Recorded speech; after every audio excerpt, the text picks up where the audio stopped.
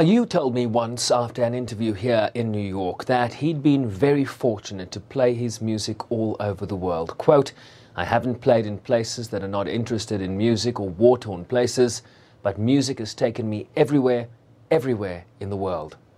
And of those places was right here in the United States. He was hosted by the Obama First Family for International Jazz Day at the White House in 2016, describing the United States as his second home in the New York jazz scene. This conversation from 2014 when he turned 75. Fortunate to have been a musician since I was a child. I'm very fortunate that I was helped by so many people that I was able to. I expected to come here and be a sideman, in one of the great bands like that, the Blakey's Messengers, play with Horace Silver's quintet. I thought I was qualified for that, and then, because of the help of Miriam Makeba and Harry Belafonte, and everybody said, put some of the stuff from home in your stuff and form your own group. Nobody would give me a gig. And I came up with the hybrid that I came up with, which is really based on traditional South African big band dance music and heritage music. And it caught on, and I've been very fortunate.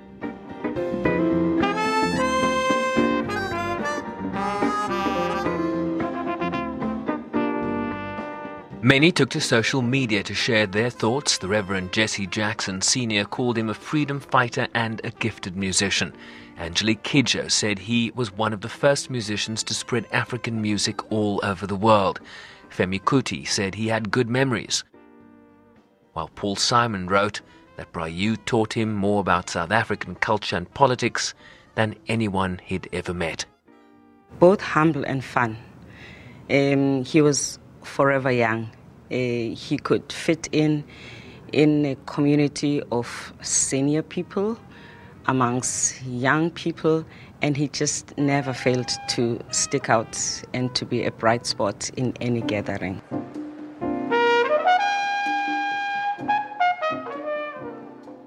I'm speechless, even though, he's of a certain age. It still is absolutely shocking because of all the musicians I've worked with, he's one of the most remarkable people I've ever known and seen and spoken to, quite frankly. He was absolutely humble. He was born a poet, he was born a musician, he was born a freedom fighter. And all three of those things he dedicated his life to making this place to making the world a better place. Selema made a documentary about his relationship with his superstar father in 2012 called Alekisam, or Masekela spelt backwards. This is what he told me over 5 years ago. How can you not be in the shadow when Hugh Masekela is your father? My father's a larger-than-life superhero.